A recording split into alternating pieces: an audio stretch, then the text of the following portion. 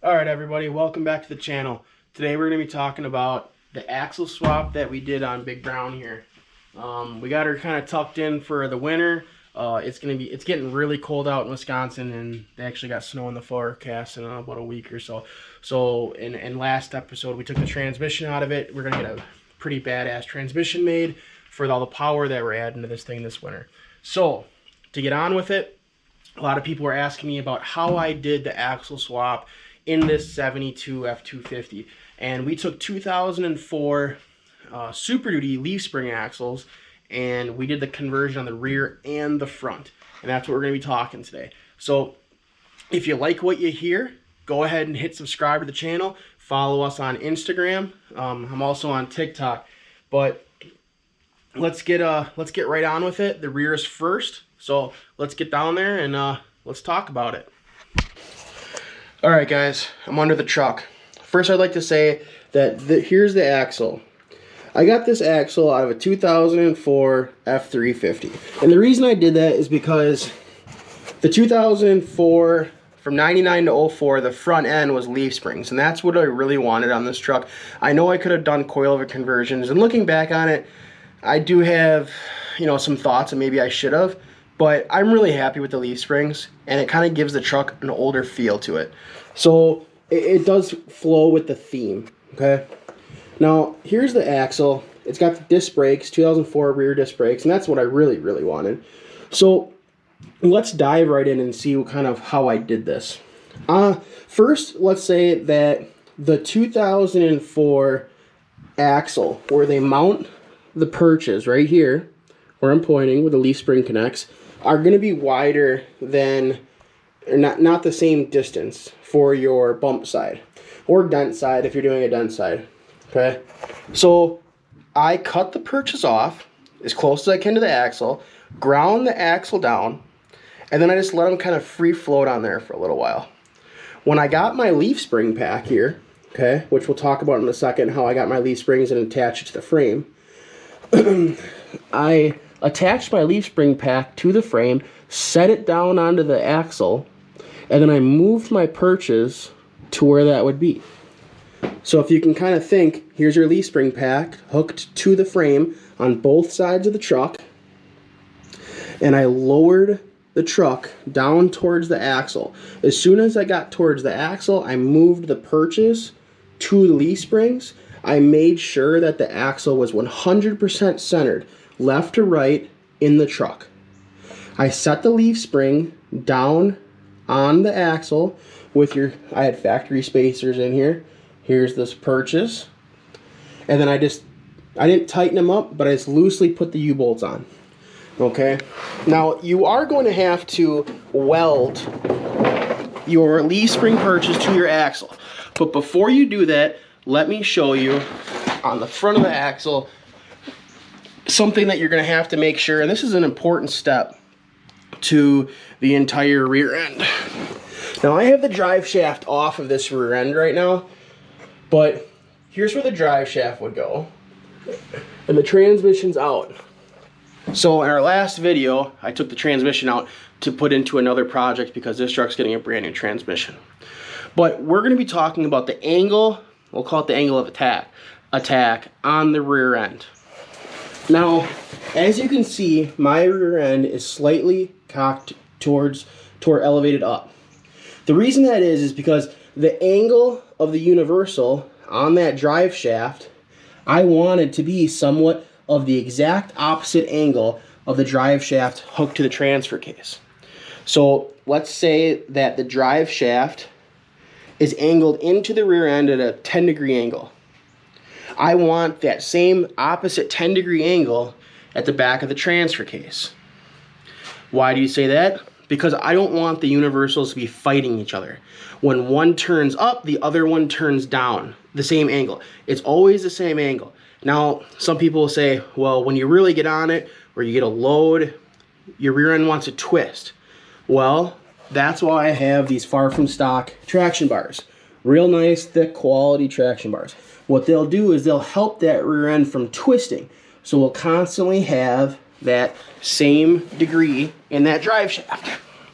So I'm doing a lot of talking. looking at the camera here, it's 4 minutes of talking, and I haven't stopped. So I apologize if this seems long and boring, but there's been a lot of people commenting on the YouTube channel about how I did my axle swap. Now, that's why kind of the purpose of this video, to be honest with you. So let's get back under. I'll show you how I get the creeper here. I'll show you how I did my shocks. Now, as far as the shocks go, what I did was I custom made a cross member that bolted in to the frame, to the inside of the frame. Okay, I got my nice Fox shocks. On the bottom here, these are the stock shock brackets for a 2004 Super Duty.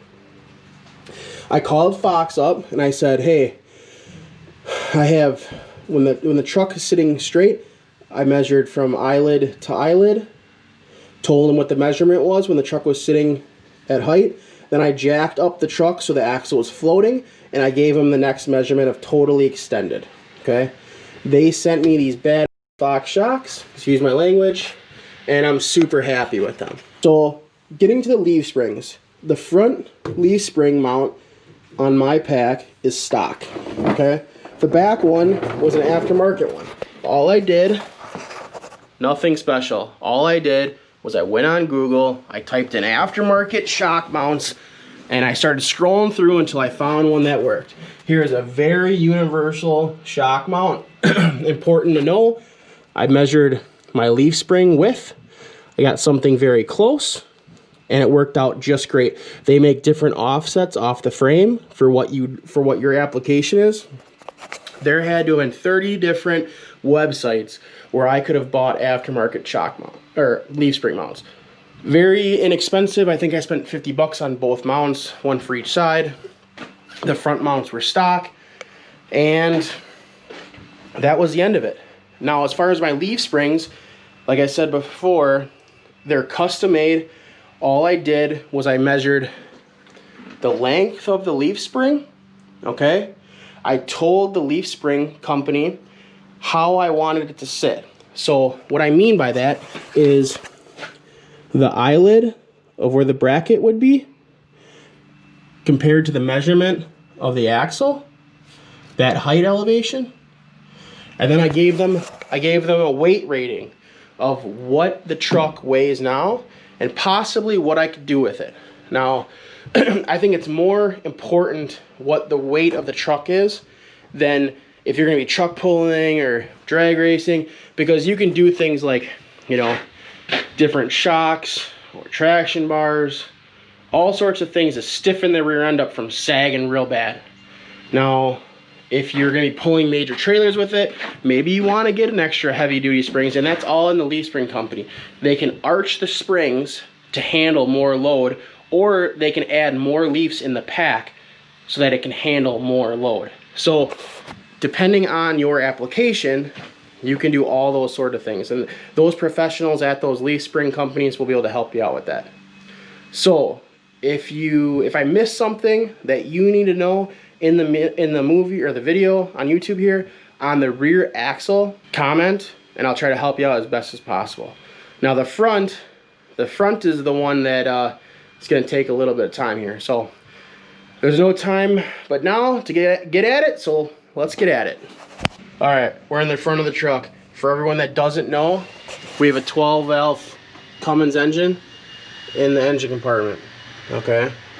Twin turbo setup, so it's a pretty customizable setup. However, the bottom of this engine where it mounts to the frame and stuff really wouldn't get in any way of your steering. However, there are a couple things to note.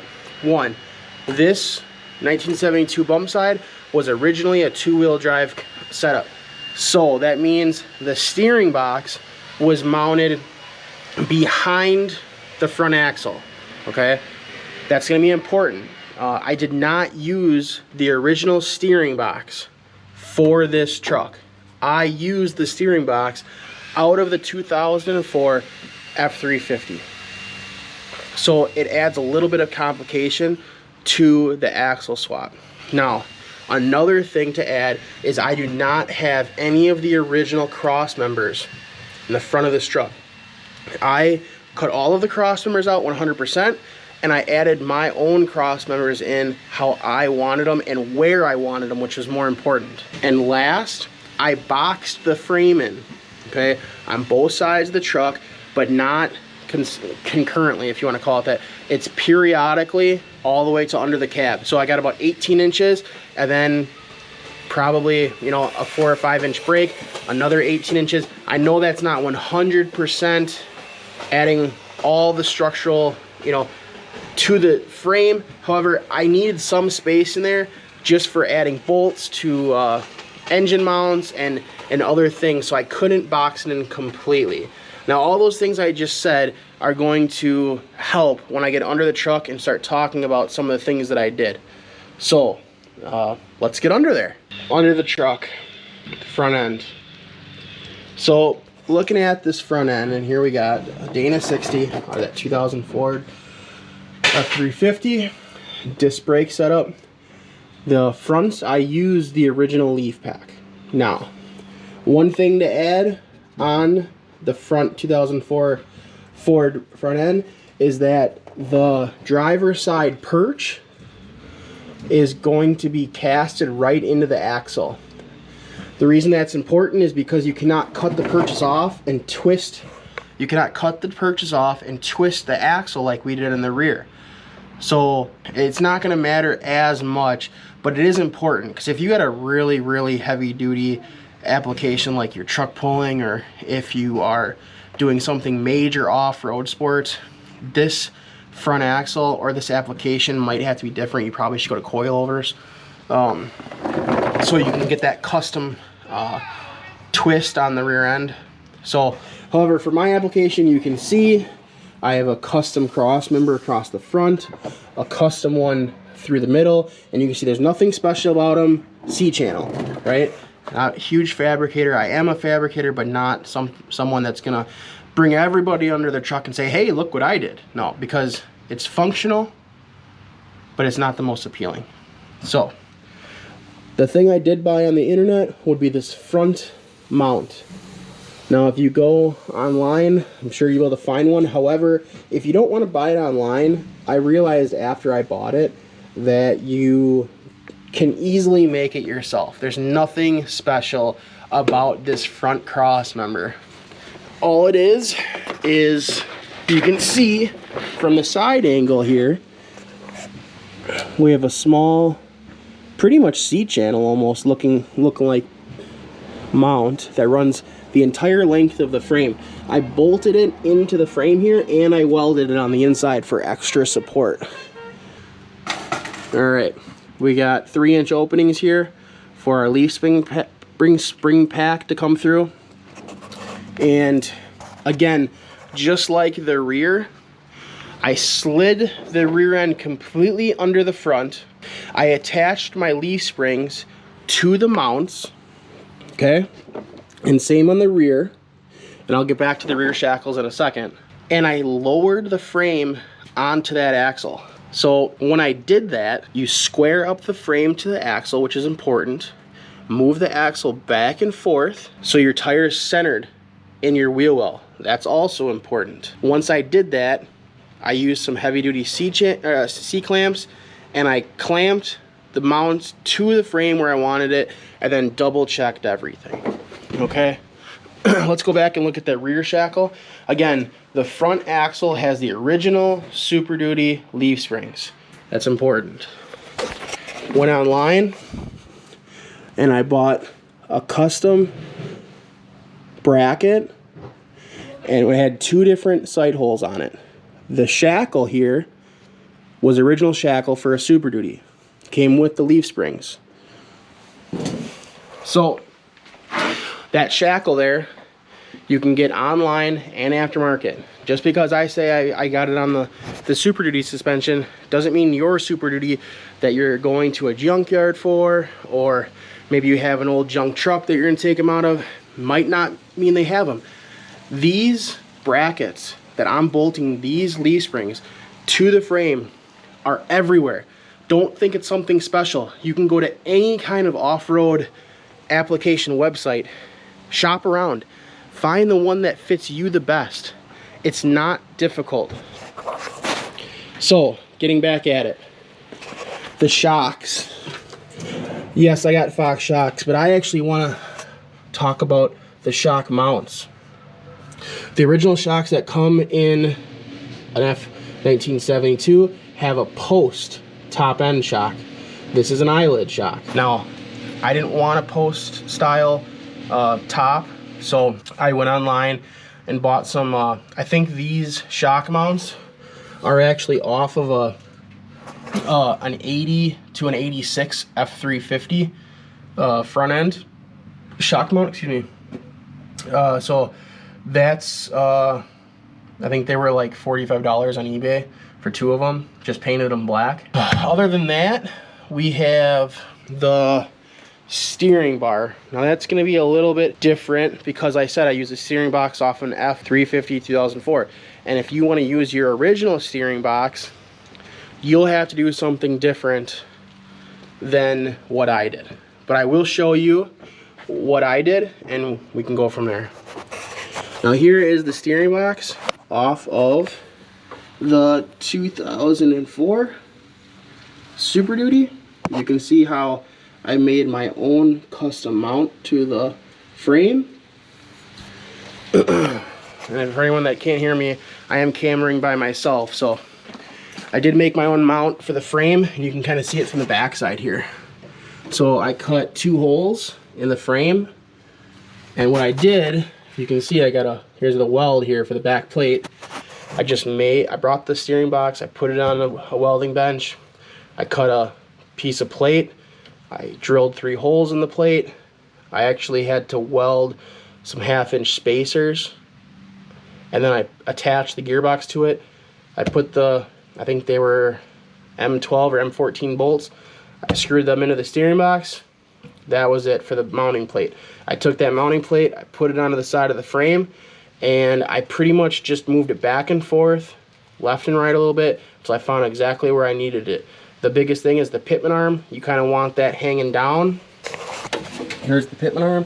You kind of want that thing hanging down so that the steering bar, you know, is centered left and right, because you don't want to be able to turn, you know, crazy awesome to the left, and when you turn to the right, it turns like a school bus.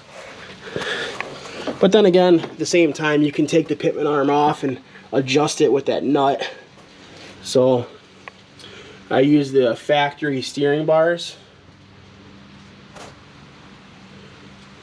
and I have a Fox shock for a steering stabilizer shock, which honestly I've drove this truck with and without that steering stabilizing shock, and no offense to shock or whatever, I just can't really tell a difference with the steering stabilizer shock on or off. So I think it's important to say that I went into this project with the axle swap knowing that it was going to be pretty custom, with not too much worry, but at the same time I knew it wasn't going to be easy. Now that I have it done, it's a lot easier than I thought it was going to be. So I think that everyone out there going into this project, there are a couple websites I found that you can do axle swaps. They're starting to make these kits, but they're kind of pricey, to be honest with you. Now, as far as the price is concerned on this axle swap, now I bought both of my axles out of a junkyard in Illinois, and I live in Wisconsin, and I bought them both for 300 bucks. That included the axle, front and rear, no leaf springs on the rear, but leaf springs on the front.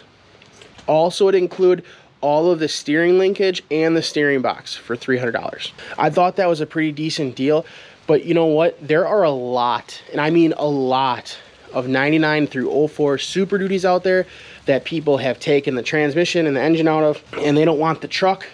6 liters, people are junking 6 liters, 6.4 liters, the same thing. You can get these axles really cheap, and you can get the stuff that works really easy. So I would say for your axle swap, you can really budget this thing fairly well. Now, for some of the other stuff that I bought, you guys can get your own shocks. You don't have to go with Fox shocks. I know if I start listing parts, the rear shackles that I purchased, I think those were about $80 for the pair. I can't remember exactly, and I started looking through paperwork last night, and it's just, I have a lot of it. The leaf springs were $400 to get leaf springs made in the rear. The front have the stock Superduty leaf springs, and the shackles that I purchased for the rear side of the leaf springs on the front axle, I think that was $100 for the set, one for each side. The front mounting plate for the front axle, I think that was probably the most expensive bracket I bought. I think it was about 250 bucks. However, now that I have it, I would have easily just made one myself, and I could have made something really similar. Let's see here. Other than that, you can make your own traction bars. I bought mine from Far From Stock. And I'll be honest with you, Far From Stock makes a really nice traction bar. I think the entire kit was like 250 bucks. That's pretty much it. I'm really happy with this axle swap. It steers really, really nice. And the ride, it rides exactly like my 2004 6-liter when I used to have one. Now, like I said before, I hope you guys learned something from the video. I know it was a lot of talking, so I hope I didn't bore you to death. But if you have any comments or questions, maybe I didn't mention something that you need to know in your specific application, just hit me up in the comments. If you want to know anything else about the big brown Fummins, here she is. Maybe there's something else on the truck that you want to know, intercooler install, whatever, just hit me up, let me know, and maybe I'll do another video. I'll see you guys next time. Later.